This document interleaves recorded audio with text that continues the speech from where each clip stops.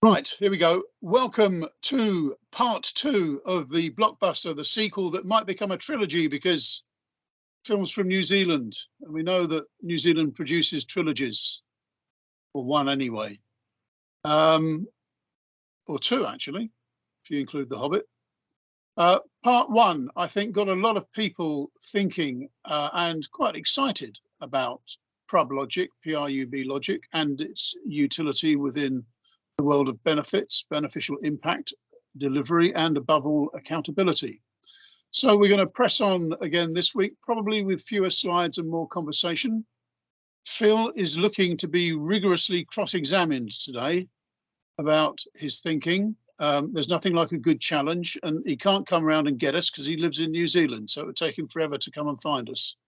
So we can be rigorous but sensible. So welcome back, Phil. Thank you again for getting up out of in the middle of the night. Looking forward to the next bit and hopefully the second bit of the trilogy.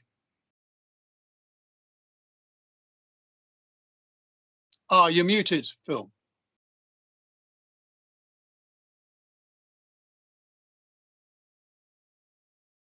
You're on mute, Phil.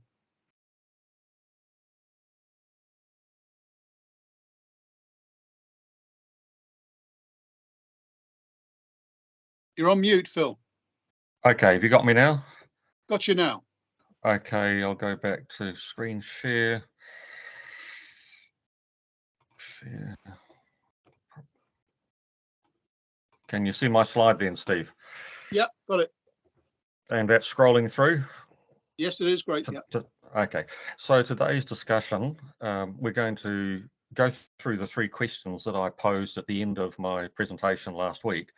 Who's accountable for uses? What does it mean? And accountable to or accountable for? But I just want to do a quick review of what I went through last week for anybody new to this conversation. So I introduced this concept of PRUB, projects, results, uses, benefits. So in our world, this is what happens when you run a project, you produce a result, you hand it over to end users and they get some sort of benefit. So projects are about creating assets and then enabling and motivating people to use those assets to get a benefit. And so here's a couple of very simple examples of how we use our PRUB logic. Here's a project, sustainably manufacture and distribute and market products. The result is our products are available and customers know about them. The use is customers buy and use the products, and the benefits, the customer happy because they got the benefit from using the product, and our company is profitable. And another really simple one down here, build a cycleway. The result is you've got a cycleway. The use is kids ride on it, and the benefit is that they are safe. And it doesn't matter whether it's a cycleway or a high-speed link from London to Birmingham, the same logic applies. And so we don't use all the words like outcomes and outputs and so on. We just use projects produce results that people use to get a benefit. A key message from last week was here's a much bigger strategy on water management. We've got a whole string of projects down the left-hand side.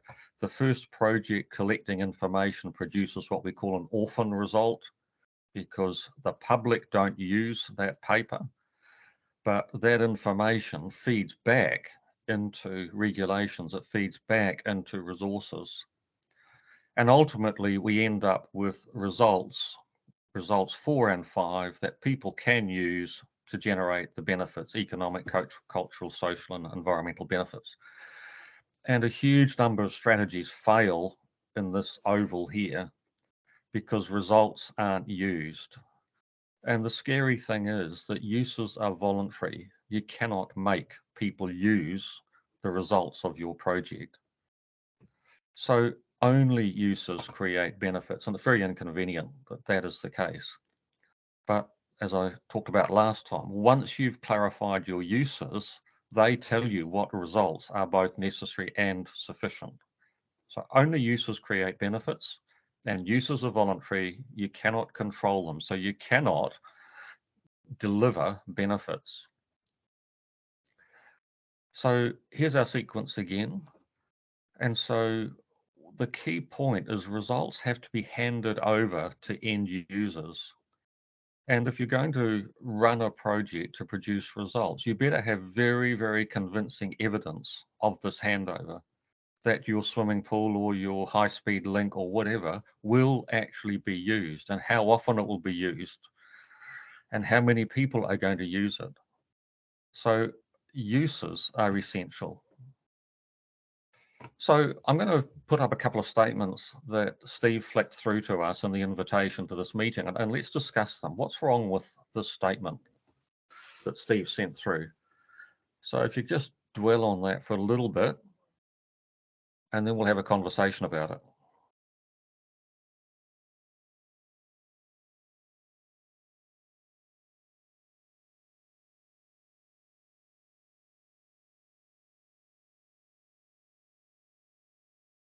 So I guess, Steve, you can unmute people so we can hear what people think as to what, if anything, is wrong with those statements.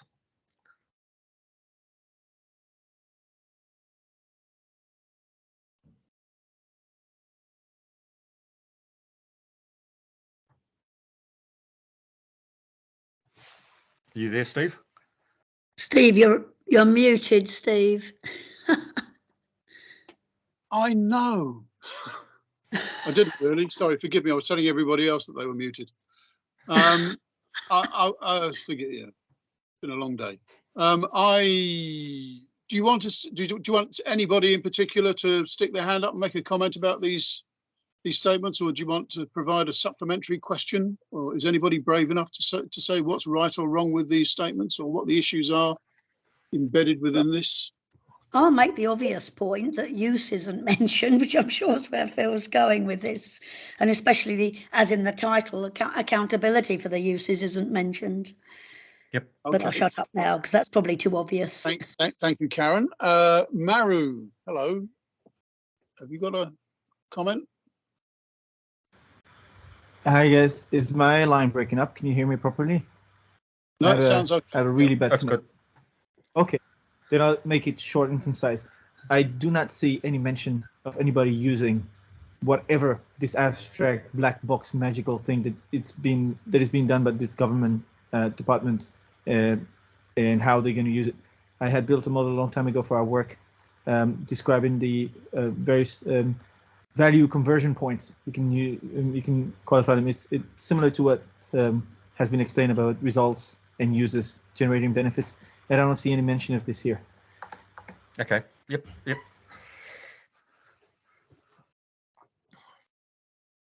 Any other comments? The last line's quite interesting. Government departments should manage delivery until benefits have been achieved. Well, that's interesting. It is. Yep. You're picking on it's biting its own tail. Yeah, you're certainly picking on the key issues here. So, look, I'm going to keep going on this one because you're picking up the key issues, which I've highlighted here. So the way it's written, it's implying that the project delivers the intended benefit. And you'll see I've put a question mark around the word deliver because I'm questioning, can you actually deliver benefits? And I'm hoping that your answer at this point is no.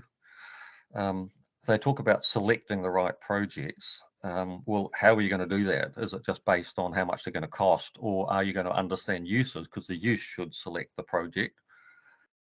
As I think it was you, Karen, picked up, government departments should manage it, really. Should they manage the delivery of the major projects? And it's implying here that the major project, they have achieved the benefits. And so these are just simply not true. And I'm sorry to be so blunt to the NAO, but it's absolutely crucial that we get our language precise and accurate, because phrases like, or sentences like these can be interpreted in so many different ways. And they keep implying that the project manager is somehow responsible for benefits. And so I think that brings us to the questions that I asked last time. And I'm just going to throw it back to you to tell me what you think the answers for these are. And I'd like you to be really blunt about your answers. I'm going to tell you what I think the answers are. I'm going to give you a link to a paper that I've written on PRUB logic accountabilities, because I think if my answers are correct, then it explains the failure of many, many projects. So back to you, who is accountable for uses, and possibly even more important to start with a second question, what does it mean to be accountable for uses or benefits? So back to you people to give me some feedback on that. The sponsor I'd like to should go- be, this is go Shirley, again. the sponsor should be responsible for uses. Right. So I'm going to take you straight to the second question then. So being responsible for uses, what do you think that means? Make sure there are some. So how do, someone keeps count of them. so how do you make sure, I'm going to be pedantic here, how do you make sure that there are uses?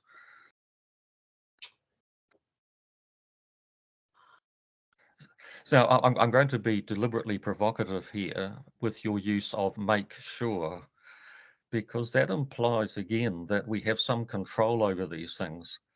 And as I said a bit earlier to Steve, in our company, we don't allow the use of words like manage or control.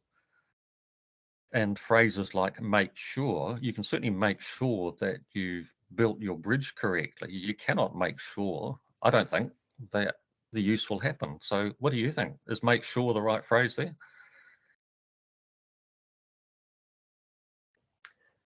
I would say in the IT world, but I agree that's not maybe a major project. But I would say there's a certain amount of dependence on an influential purchaser. So there is a purchaser in mind for what you're producing. Right. Yeah. So if you're building a product or a service for a known user and that user has been very, very clear on what they want, then that's sweet. That's great. And if another way to find out about uses would be the agile technique with software, where you create something, test it out on the market, improve it continuously. So that continuous prototyping and testing is a mechanism for understanding uses. So it's driven actually by the need to understand uses. But any other comment on the question?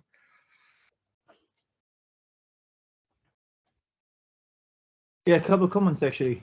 The one common thing I see in not just in the statement you showed, but in general description of projects, is that the object of the project work is most of the time not well defined, even when you spend a year doing project planning description. And also many times projects are understood because the language is not precise, as understood as executing some plan and not producing a product or a value or something, which when you start thinking about it this way, not only do you need to try to understand what does it mean to produce results or value, etc., by probing and sensing and testing, validating, discovering all the things that come from product management and agile, but also the key thing is actually operations. That means the project is not a project anymore in the classical sense, in the sense that it has a deadline and a stop date, and we have delivered whatever is going to turn into some user results, but it includes an operations aspect where we are observing and looking at how people are using those results, or those products, work products that we have generated, and see, are they being used? How can we help them be really used and convert into benefits? Yes, absolutely correct. And I guess some projects you can understand the uses as you go along, like Agile, and you just keep changing the prototype. But you can't really do that if you're building a high-speed link from, rail link from London to Birmingham. So who is accountable for uses for that? And what does that mean in a one-off project like that, where you can't use the Agile prototype and test frequently?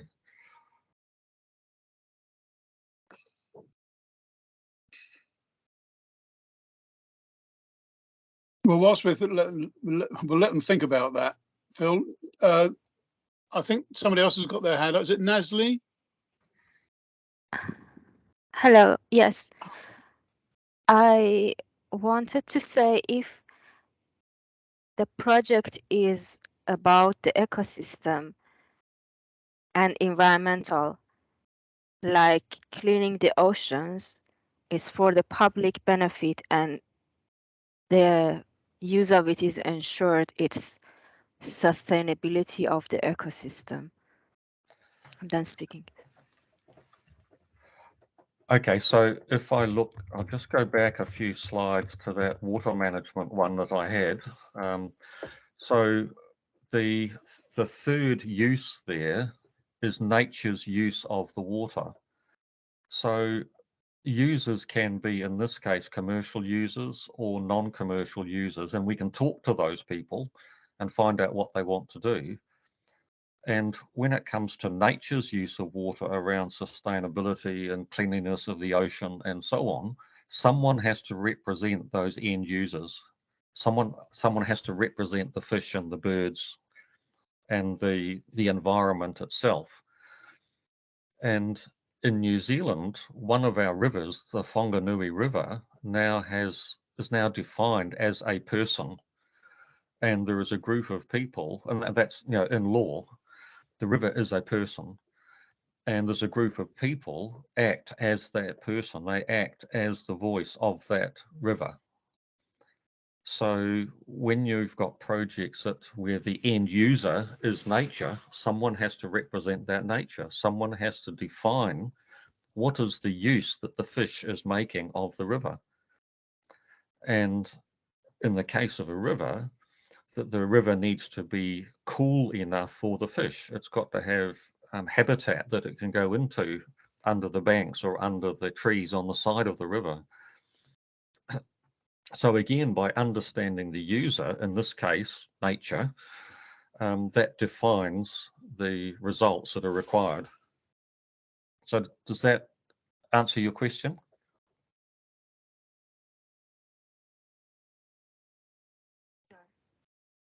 But in such cases, we are always sure that the project is beneficial. Well, yes, I would use different words there to say always to ensure that the project is producing a result that will be used by your target user. And I say the target user could be commercial players, non-commercial, or nature itself. And I think this is quite a foreign concept to some people, that nature is a user. But if you put nature in that column, all of a sudden it becomes much, much clearer that they are actually a user, and you better understand what they're trying to do, what the fish and so on are trying to do. So well, does that not move us into the area of accountability, Phil, where let's say you're not necessarily, you'd have to wait for somebody to stick their hand up and say that river needs representation, but we have things possibly like the Environment Agency that may have a public responsibility for that, and would take, I suppose, a first look at taking on that duty of care. Is that how governments handle it? I think that's how governments should be handling it.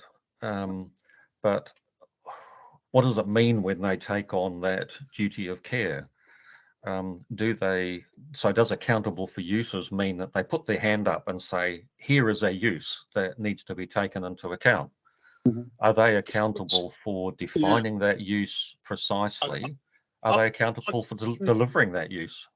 Well, arguably, it only evidences itself when somebody trashes something or is potentially going to do that. So, for example, it might be triggered by a huge construction project or infrastructure project. And people then wake up and think, well, that's actually going through, I don't know, an area of outstanding natural beauty, a national park, or it's going too close to townships. And then they seek somebody to intervene, because what tends to happen then is a public inquiry, which isn't part of the day-to-day business and activity of a government department. It tends to be sort of kicked off by local government, potentially, or other interest groups. So it's not actually sewn in or embedded into the overarching process, which maybe you might have a view on, which is should all of these things be accounted for and maybe defined, predetermined, And again, I'm afraid it seems to work better when we're looking at high-level strategic projects or projects of national importance, when a requirement for, let's say, a government project is that there should be some kind of business case stroke business benefits realization map within there. And shouldn't these factors be accounted for within that document at the very outset, notwithstanding the fact that projects can appear during the lifetime of the delivery of this stuff? Yep. But should those sorts of things, those statements, be implicit in the originating document from the originator of the idea? Well, so I think what you're saying is that the originator of the idea often is the purchaser or procuring agent. So I would say they should be accountable for identifying the uses. If we emphasize the benefits, what I find is that just about all projects have similar benefits. And that's a sweeping statement, I realize that. But projects lead through to economic benefits, social benefits, cultural benefits, environmental benefits, if they're run well. And so somebody has to understand, well, what are all the uses, not just what are all the benefits? I used to focus on benefits. And I discovered that by defining the benefits, it didn't really define the uses. The incredibly valuable information is in the uses, not in the benefits. Benefits, anybody can claim sweeping benefits. But if you're accountable for the use, defining what those uses are is really, really hard work. And so people avoid it. So they jump from project to result to benefit, just leave the uses out completely and just, they have this mystical hope that the result will be used to create a benefit. And I know I hammer on about this, but the gold in terms of information is in those uses. And so we've talked about accountability for identifying the use and putting it in your original document, but is that all we mean by the phrase accountable for uses, or does that accountability mean more than that?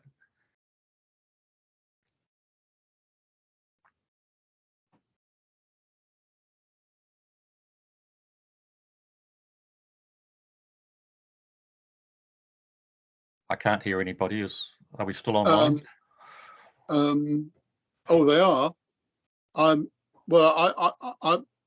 What it seems to me, Phil, is that there's a collective responsibility almost for accountability, and that it isn't necessarily one single body that could be accountable. Or I'm not even sure whether you could say that there should be one single point. That there should be one single point of accountability.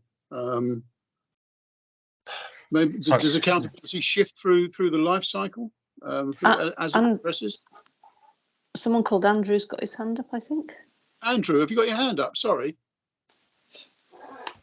Yeah, I did. Yeah, cool.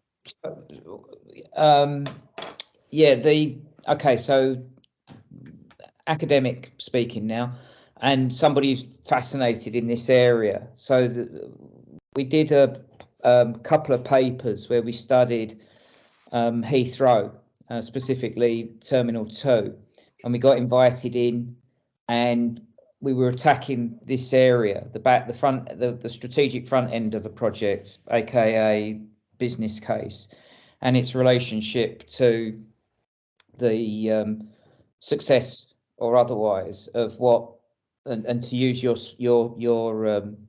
vocabulary, Phil, it's to actually check that there were uses. And it became very clear when you compare and contrast between a very sophisticated client like Heathrow, who is, massively experienced, very well organized, had been very badly burned by the experience of opening the huge Terminal 5 on the day it opened. And as many of us know, the baggage handling system sort of fell over and led to a great deal of notoriety. So the next major project after that, the rebuild of Terminal 2, Heathrow were absolutely determined that this thing was not going to be a bad news day.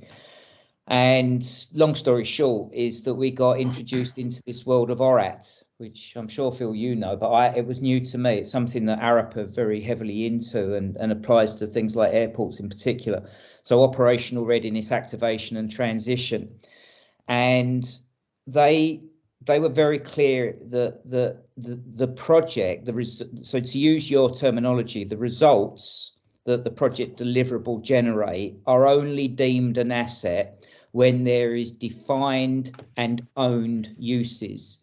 So in this particular case, a whole load of money time and effort went into creating an airport terminal, and that airport terminal wasn't, I mean, it was handed over, but not in a kind of handshake way. It was transitioned into an operational entity where Heathrow Airport and the set of airlines that were using the airport had to derive value add uses for then there to be accountable benefits. So they were very much aligned with your PRUB approach.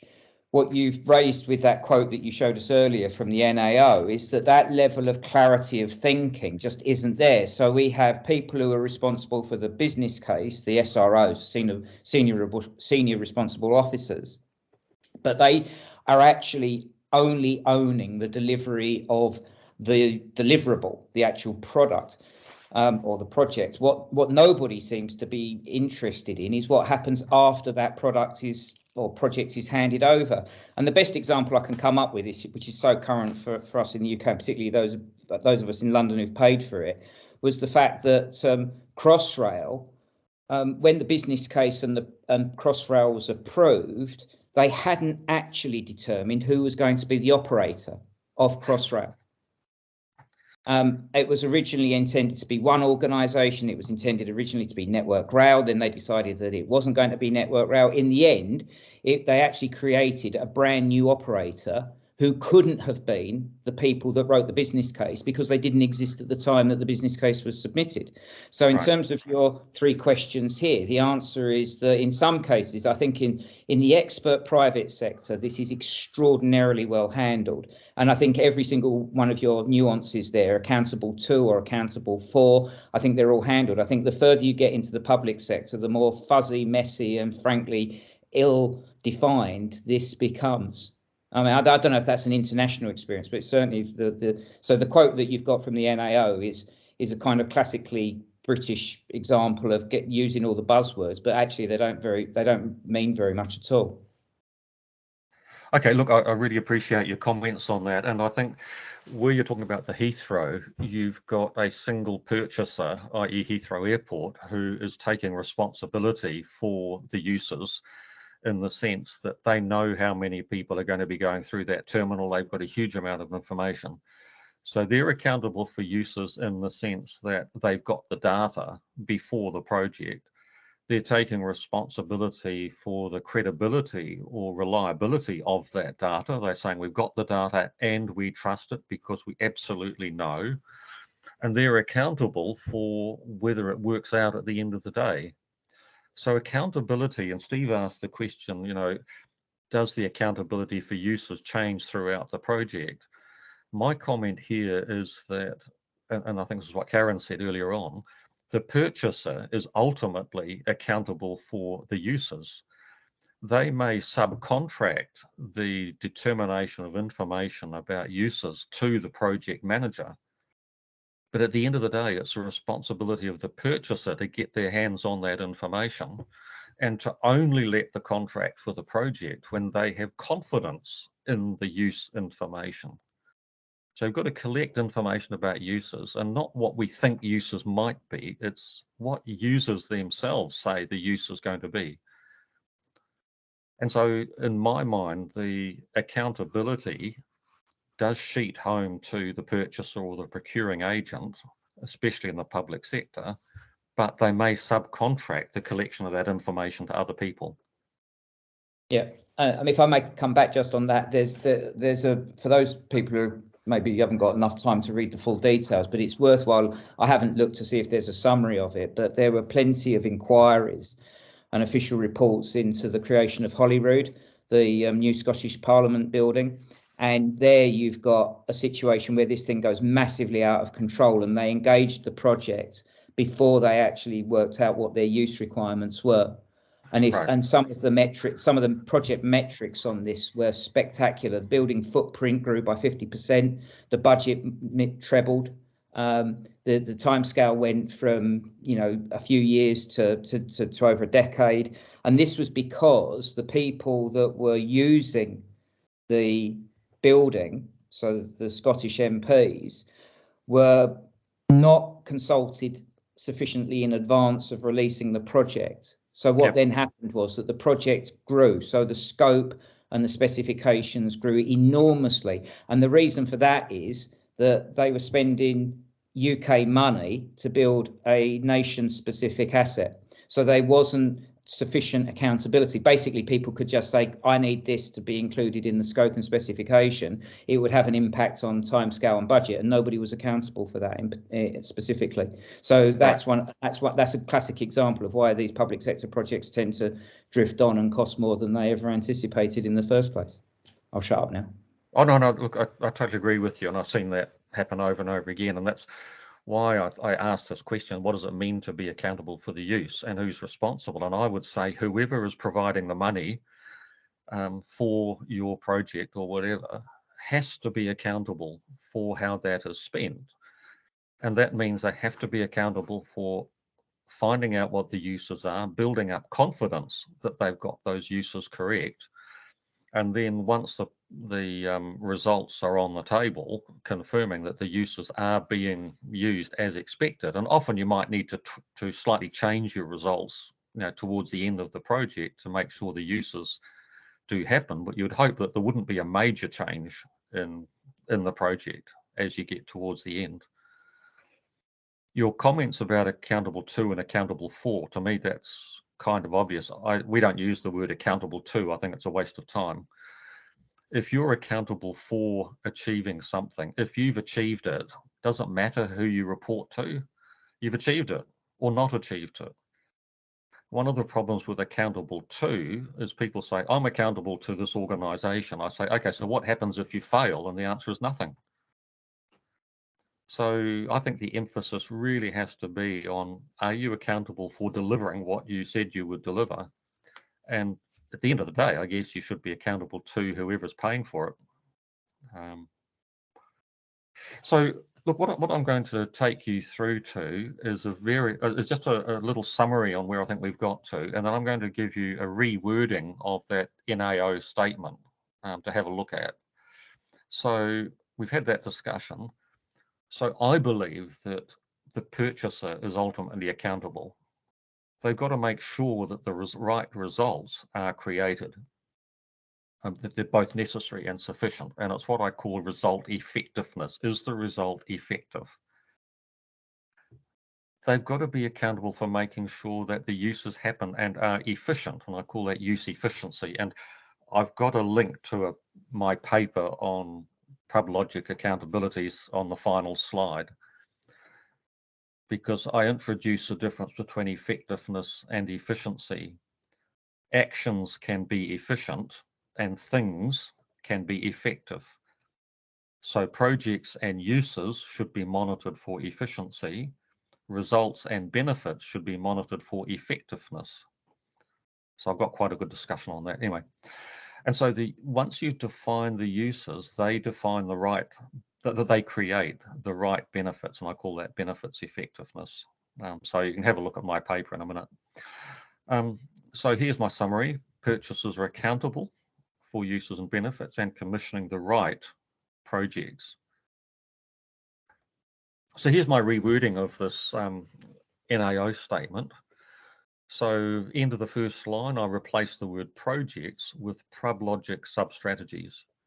So instead of having a business case about a project, it's got to be about the project result, use, benefit. The business case has to address all four of those. And the tidiest way to do that is to create a sub-strategy, like that one I showed you on water management. Down on the third line, again, I replace project with PRUB logic sub-strategy. It's the overall PRUB scope that matters, not just the P and not just the R. It's got to be all four of those have got to be in the scope. And the statement then says work together. Well, it's not actually clear who's working together. And it says to deliver the intended benefits. Well, you cannot deliver benefits. I hope that's pretty clear by now. All you can do is enable and inspire uses to create the intended benefits. And this is incredibly disempowering, that you cannot deliver. You can only enable and inspire. And that's a very, very different set of behaviors, enable and inspire, from manage or control. It then says keep costs within budget. So we're working together to keep costs within budget. Well, I would have thought that was exclusively the project manager's role, to keep projects in budget. And then to select the right projects, what I would have thought it's the purchaser's job to do that ultimately. They might subcontract all sorts of decision making, but at the end of the day, the purchaser has to select the right projects which are necessary and sufficient to achieve that. So I've then said project managers should manage the delivery of the project, and jointly with the purchasers should facilitate, empower, enable and inspire users until it's clear what benefits the users have achieved. So having made those changes to the vocabulary, this sentence or these couple of statements would need to be completely rewritten because it's unreadable in its present form. But the focus is that the business case should never be about the project. It should be about the project result, use, benefit, sub-strategy. It should be about the full sequence, and that the purchaser has to take responsibility for those uses. So there's more resources available on that. So on our website, openstrategies.com, you'll see a link to my paper, PRUB Logic Accountabilities. I also run a 3-day course certified by a university in Germany. You can contact me about that. And then I've got a couple of books on the subject. But I think what you'll find most interesting is that paper, because it goes into rather pedantic detail, as I tend to do, on the that's just come out, yeah? That's just come out. Well, I wrote the first version in 2018, and I just refined it recently and uploaded it today. So it's not a published paper other than on our website. Okay, I've got a copy of that. I think so. I can distribute that to the people here as well. So Steve, before you do that, could you download the latest version? Because in the version you've got, the link to the paper, for some reason I got it wrong, and it links to a completely different book. Okay. All right. I'll confirm that. Okay. Is that where you wanted to get to? Sorry, Manu, you need to put your hand up. I've got somebody in line here. I'll come to you in a minute. Is that a question? It's because there's a bar on a slide and we can't see what's on the slide. Oh, sorry, you can't see? There is a bar at the bottom of the slide since the beginning of the presentation. Oh, right, I cannot read the URL. Yeah, can you move that? I mean, it's got Marcus. Oh, hold on, hang on. Let's try this. I don't know. How about I do that? Does that help? You hide it. Hide it. Hide the bar? Yeah. Oh, okay. Yep. Yeah. Yeah. Sorry about that. Yeah. Oh, hang on. Again, to the audience, remember, you'll all get a copy of this presentation in the next day or so. So don't worry too much about picking up the link. Yep. So yes, Steve, this was where I hope to get to in today's presentation. Right. I noticed that Carl Wilhelm has got his hand up and has had it up for a while. Carl, have you got a query or a question? There's to page, well, let me see, look back. Was something about page 9 or so. No, page 8. Yeah, page 10. So I think I'm a little bit far off regarding the continuation of that discussion. So I drop it. All right. Okay. Okay.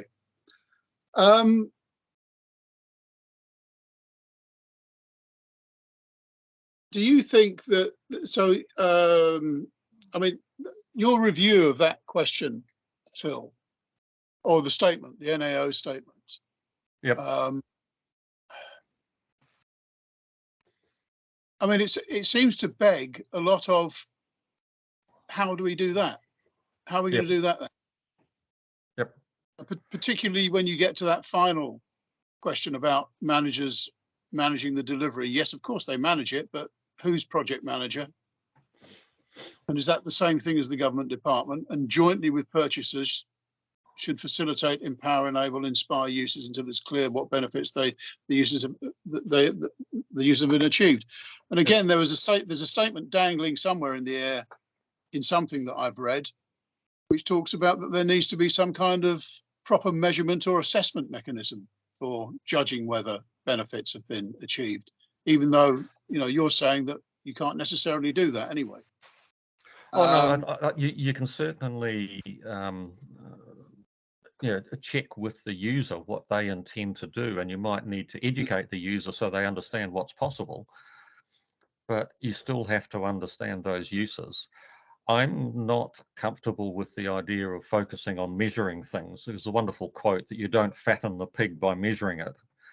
And when I went to the UK back in 2004, I found that UK local government measured everything. And the results of those measurements tended to go into filing cabinets, and nothing was ever done with the measurements.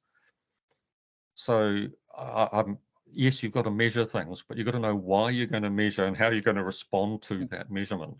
And so understanding the uses and measuring the use. So somebody might say, yes, we're going to use the motorway, but the question is how often, which days? Are you only going to use it during peak hours? So categorizing the exact details of that use and putting numerical values on them is, to me, it's got to be somebody's responsibility.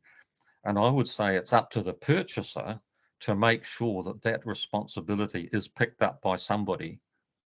And the purchaser might say to the project manager, can you please take responsibility for understanding the uses and then bring us a business case with those uses in it and your evidence as to why that's true. So I guess that the two sort of points from what I'm making here is that the purchaser is ultimately responsible for or accountable for uses, but they may subcontract that to other people. And that if you don't use the word uses in your documents, then you're just going to fantasize that your results are going to create your benefits. So you would rather see use front and center rather than benefit? Absolutely, totally. As I said earlier, so many projects, the benefits are all much the same. We're all happy, healthy, and wise with a clean environment. And just about every project wants the same sort of benefits with various minor variations on that. But the way in which you achieve that benefit is all in the category of uses. So you could have a transport strategy that says we all get to work on time and we've got a nice environment. Now, in London, the use might mean that people are using the tube. But if you were in a remote part of Wales, the use might be that they ride to work on a horse. The same benefit, get to work on time, the use is profoundly different. So the detail that we need to get our head around is absolutely in the uses. It's not in the benefits. And when you've got the uses clear, like in London, getting to work on time, it's very, very clear that you need an effective underground system. Whereas if you're in Wales, the result you need is somewhere for horses to go and somewhere to tie them up when you get to work. So you can see how the use is much, much richer in information than anything you're going to get out of benefits.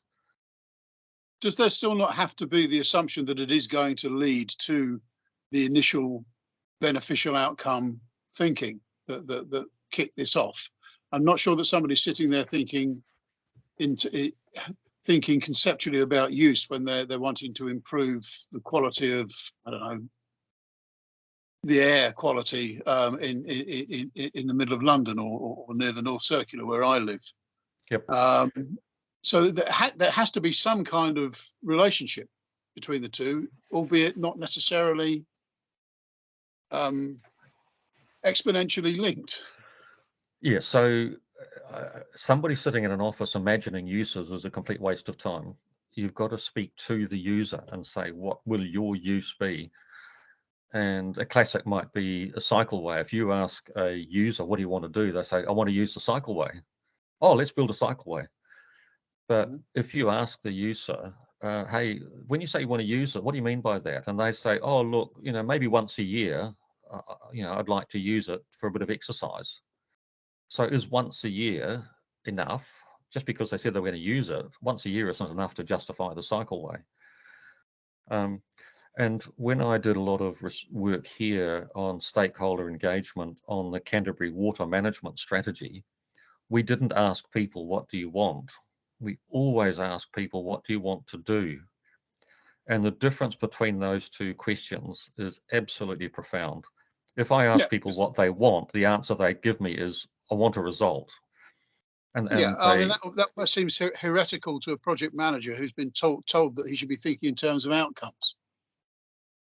We should be thinking in terms of them, but it's not a case of think about them and make them up. It's a case of being accountable for starting to think about uses and then getting actual, credible, robust information on actual likely uses, not what you imagine.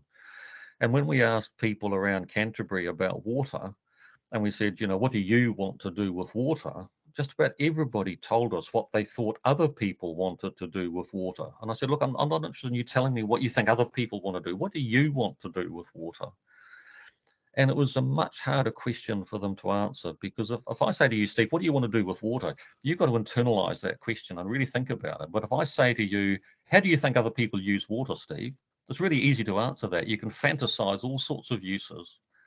And that's the problem we've got, is that we fantasize uses instead of actually understanding them and taking responsibility for making sure that it's credible.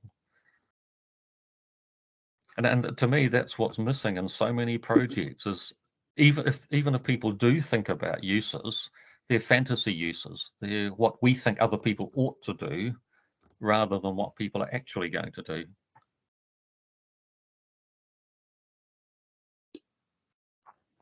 So do you think that you yourself have been able to, what could I say, develop an approach where that does sort of effectively cover this angle of inquiry and investigation when you're moving maybe into doing, for the sake of argument, what could be feasibility? Yep. And does it sit in feasibility, or is it after feasibility? After it's got through a gate or something. I mean, when does the feasibility? Is it part of feasibility, and at what stage in the process does feasibility take place? I think feasibility, you can only do feasibility when you understand uses. In other words, what are you trying to make feasible if you don't know what the use is going to be? So I would say the process would be, you've got this great idea for a new rail link or something from A to B. The first thing, absolutely the first thing you do is find out who's going to use it. And you say, have we developed a way of doing it? Well, yeah, this is my 3-day course. And if you read my 2 books, you'll find that it's spelt out there. Okay. And the second book there, From Woe to Flow, I've actually got 3 worked examples of how you would go about, creating your sub-strategy based on uses. Mm-hmm. Okay, thanks. I see Maren and Shirley want to make a couple of points. And Maren, please. Thanks, Steve. So I think that the benefits will be the benefits that whoever's using it think are important. So there may be benefits that you can foresee, to people's health or economic circumstances or whatever, but there could be a whole host of benefits that you can't see or ever know, because the users, whoever's using it will self-determine why they're using it and what that benefit for them is. So I don't know quite how that fits within this, but that's a question for Phil. We have these sort of discussions a lot.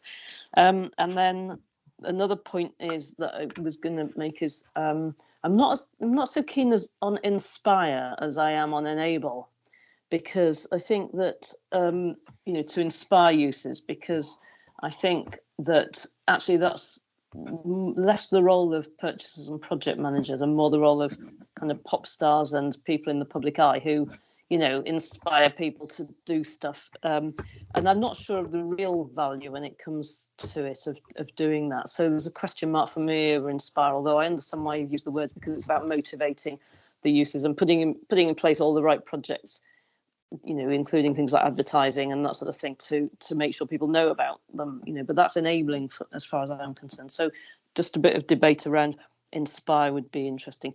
And I'm very conscious that this, the third thing is that thinking of it from a sort of human point of view rather than a pure project management point of view, quite often we look at when sort of working with because I'm not a sort of project manager of big projects, but do different kind of stuff. But we have three questions: what can people do themselves? What can they do if they have some support from authorities?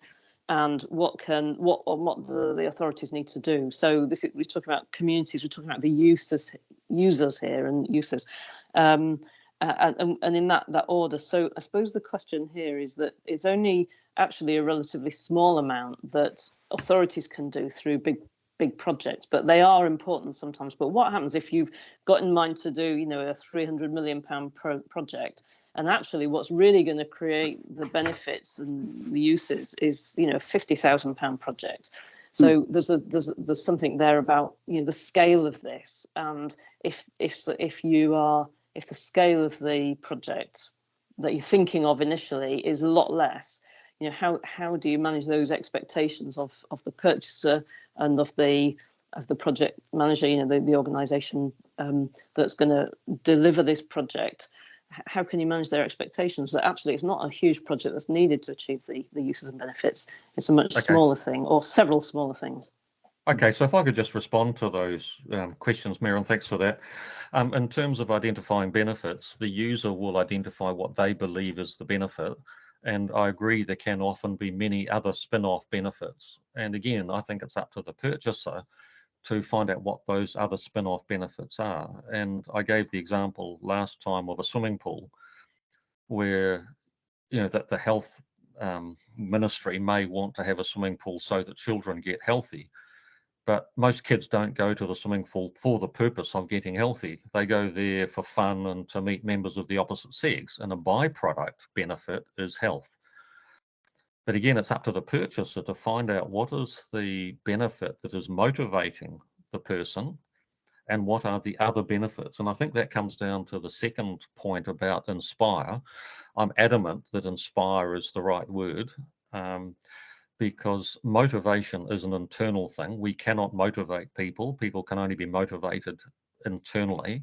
And you can motivate people in two ways. You can compel them or you can inspire them. So enabling is not sufficient. So it can be enabled that there's a beautiful cycleway from A to B. There's no physical restrictions on me using it. I'm enabled, but I'm not inspired. And so the use doesn't happen.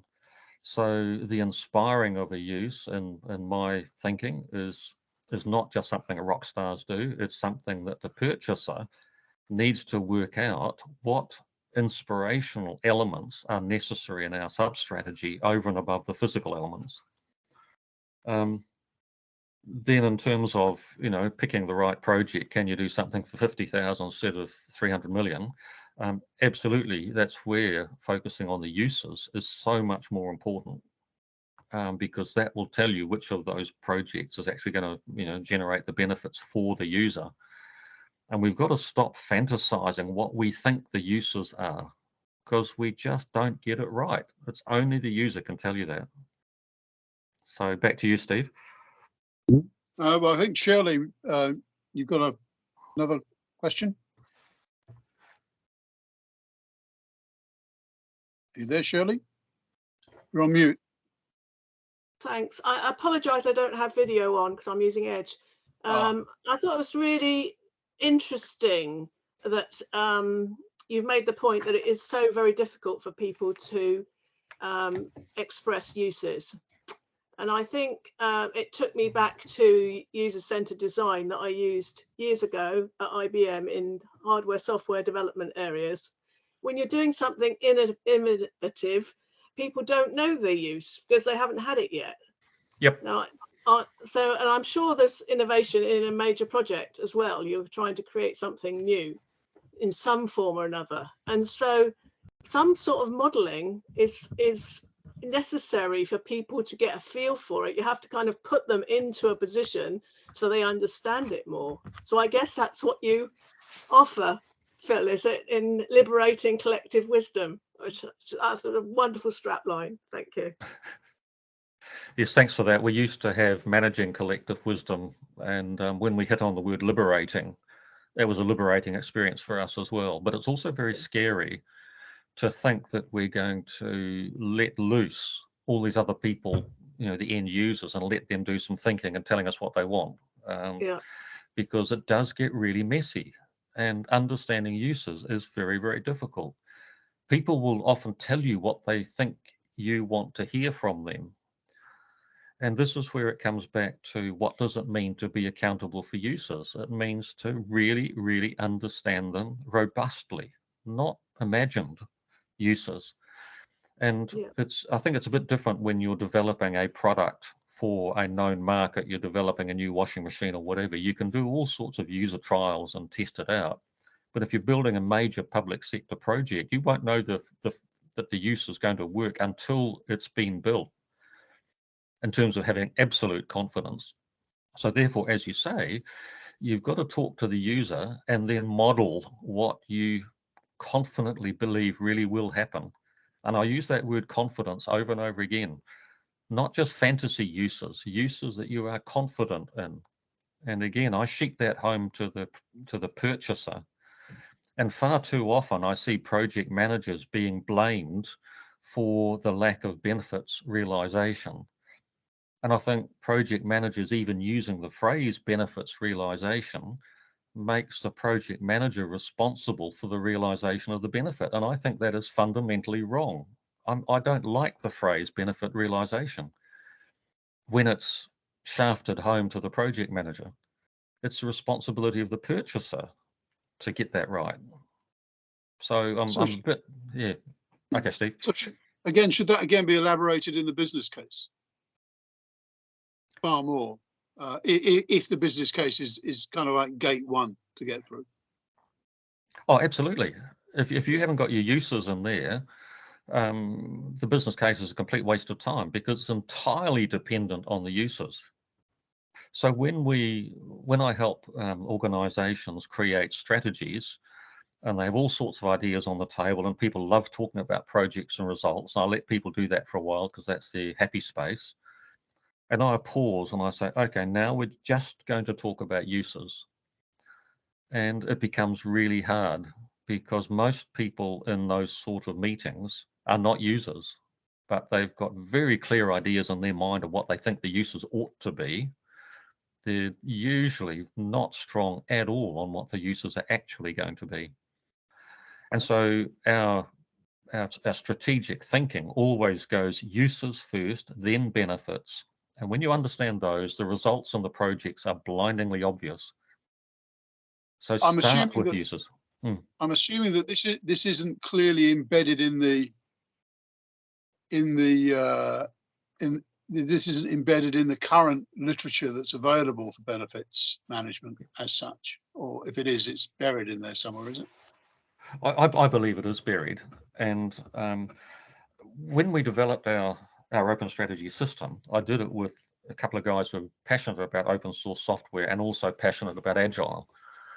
And Agile is great, as I said, if you're able to repeatedly test a product with a market, because that repeated testing is actually understanding the uses. And Agile always requires you to write down all your use cases beforehand, what you imagine the use cases will be, build your prototype, test it. Well, the use wasn't what we thought it was going to be, so change the prototype.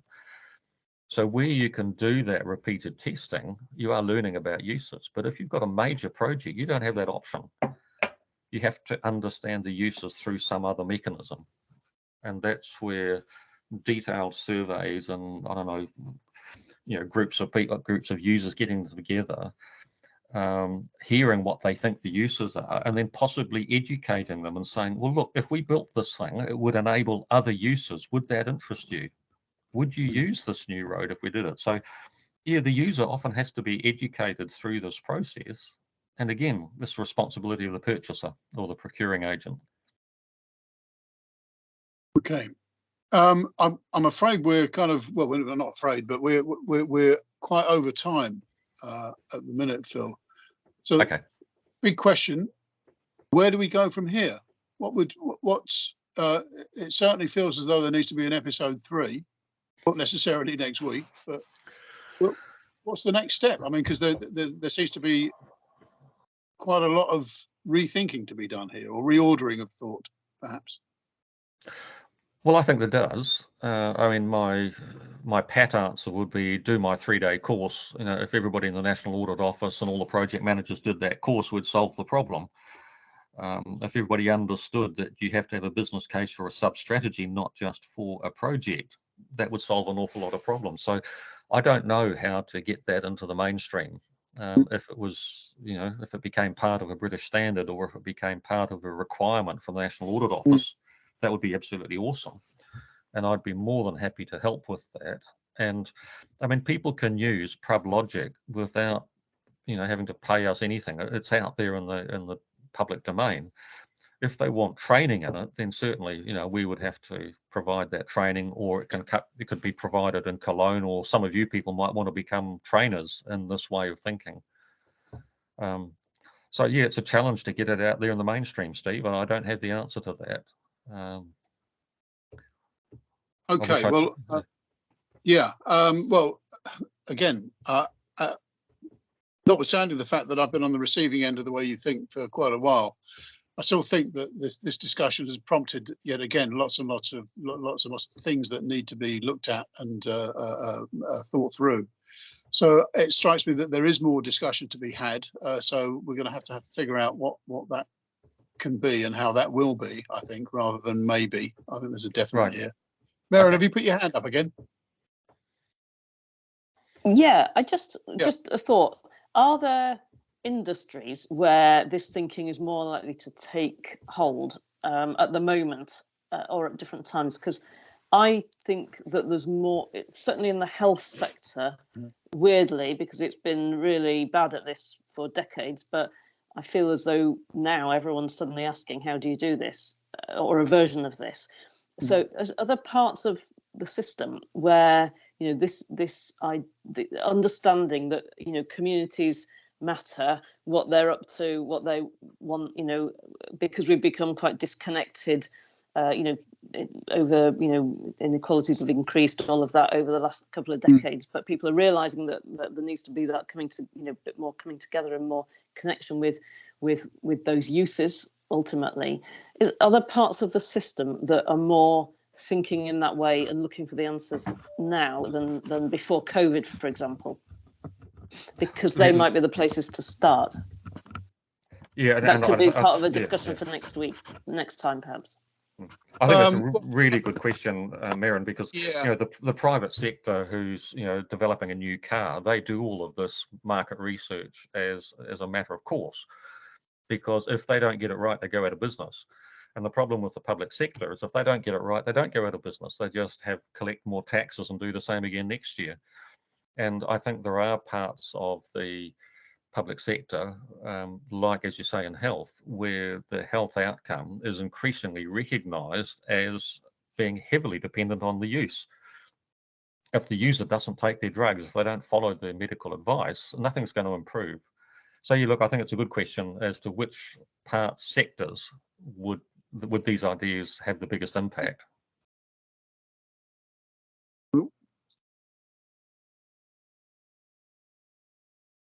Are you there? Sorry, my system suddenly went blank for a second, but it's okay. Yep. Okay, well, if anybody does have any suggestions, then please funnel them in my direction in terms of sectors or organisations where it might be useful to see where this logic can be applied. I'm afraid, again, there may be many organisations where a conventional approach to benefits management, which again is possibly being perceived as leading edge, may actually have failed to deliver what was the original well-meaning intention of deploying benefit management thinking. Correct. Maybe that it just hasn't been, well, obviously they've tried it, it hasn't worked, or it's delivered disappointing results. Maybe it is time for a rethink. Maybe we'll catch some organisations like that, particularly within the area of government, because I think I pointed out whatever was being done and whatever language was being used by the audit office in terms of they were highlighting the need for some form of corrective action, some form of managerial capability to handle this. And this is a report that was issued in 2018, and I still see no discernible solution on the horizon, or set of practices which have satisfied that possibly incorrect set of words that they issued. Which again, it has to be said, was issued with in the best of spirit, because again, they probably didn't realise the potential impossibility of what it was that they were recommending. But I still haven't seen huge tangible changes within government practice to suggest that they've got to grips with this. So I still think the opportunity is there. Sorry? I don't think you will see changes until the concept of uses is widely adopted. And I know I'm pushing my own barrow here, but I'm just utterly convinced. I've just seen it over and over again. When you understand the uses and what the benefit is in the mind of the user, suddenly there's sort of this flash goes off of clarity that you just won't get if you keep imagining that projects create benefits. And we've got to break that. Projects don't create benefits, uses do, and they're voluntary and you can't control them. That is really, really sobering. Right, okay. I've got one observation from Andrew, who might still be on the line, because I can't find the link, Andrew, but you say one of the links is not working effectively? From Phil's stuff?